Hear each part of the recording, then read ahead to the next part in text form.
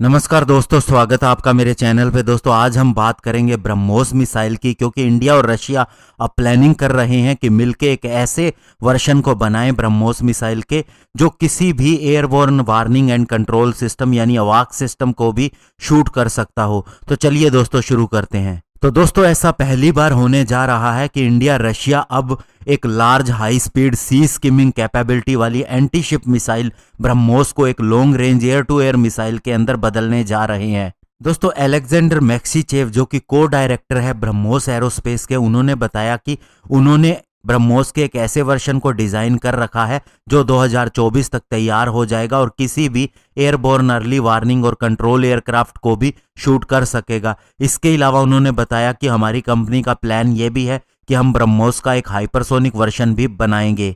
इसके अलावा उन्होंने और भी ब्रीफ किया और कहा कि हम टारगेट की रेंज को बढ़ाने के ऊपर प्रयास कर रहे हैं।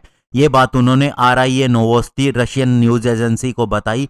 इसके अलावा उन्होंने बताया कि हम ये भी कोशिश कर रहे हैं कि ये मिसाइल कैपेबल हो किसी भी एयर टारगेट को भी डिस्ट्रॉय करने के लिए। और उनकी बात से ये समझ में आता है कि प्लेटफॉर्म सेम रहेगा जो अभी तक है, लेकिन इसके अंदर कुछ एक मॉडर्नाइजेशन किया जाएगा, यानी कि इसका दिमाग अब दूसरी तरह का होगा। यानी कहने का मतलब इसके अंदर टारगेट सीकिंग डिवाइस अलग होगी जो किसी रडार को भी डिस्ट्रॉय करने की क्षमता रखती होगी। और दोस्तों अगर हम अवाक सिस्टम की बात करें तो ये एक mobile long range radar surveillance और कंट्रोल सेंटर होता है जो किसी भी तरह के अंदर आते हुए खतरे जैसे कि fighter jet, cruise missile, drone, इन्हें डिटेक्ट कर सकता है 370 किलोमीटर यानी 200 नॉटिकल माइल्स की दूरी से। और साथ ही अगर और भी ज्यादा हाई लेवल का टारगेट हो तो और भी ज्यादा डिस्टेंस से ये ट्रैक कर सकता है। इसे आई इन द स्काई भी बोला जाता है और ये मैरीटाइम ट्रैफिक यानी समुद्र के अंदर भी किस तरह के शिप जा रहे हैं उन्हें भी ट्रैक कर सकता है। इसके अलावा ये किसी भी वेदर और किसी भी तरह के दुर्गम इलाके के अंदर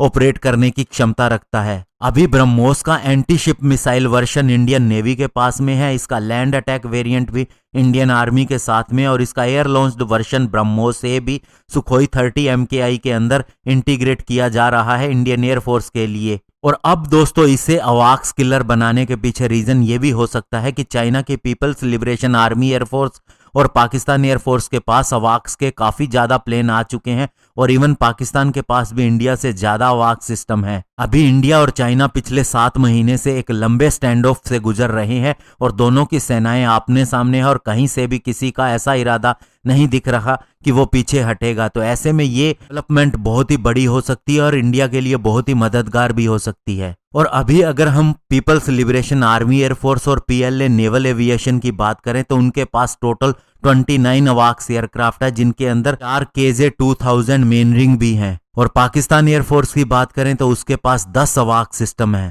दोस्तों डगलस बैरी जो कि एक सीनियर फेलो है मिलिट्री एरोस्पेस के अंदर, वे बताते हैं कि इस तरह की मिसाइल को डिजाइन करना स्पेशली जब उसके लिए टारगेट बहुत ही कम संख्या में है, यानी कि अवाक सिस्टम इतने भी नहीं है कि बड़े पैमाने पे मिसाइल को बनाया जाए, तो ऐसे में वे कहते हैं कि इसके अंदर कॉस्ट बहुत ज्यादा आएगा और हमें उस ऑप्शन का इस्तेमाल करना चाहिए जो हमारे पास अभी अवेलेबल है। इसके अलावा वे लिखते हैं कि ब्रह्मोस का एयरफ्रेम जो है वो बहुत ज्यादा आइडियल नहीं है। इसके अंदर एक रिंग टाइप का एक इनटेक है जिसके अंदर सीकर को प्लेस करने के अंदर बहुत सी लिमिटेशन रहेंगी और एक conventionally air to air missile के तुलना में ये ज्यादा अच्छा नहीं है। हालांकि इसके अंदर रैमजेट सस्टेनर मोटर का इस्तेमाल होता है जो इससे नॉर्मल मिसाइल की तुलना में बहुत ही अच्छी स्पीड देती है और मिसाइल भी लंबे समय के लिए पावर्ड रहती है अगर इसकी सिंपल सॉलिड रॉकेट मोटर की तुलना किसी और से की जाए। तो ऐसे में दोस्तों कोई भी चीज बनती है तो उसके एडवांटेज डिसएडवांटेज दोनों ही जुड़े होते हैं, लेकिन अगर इसका डिजाइन किया जा चुका है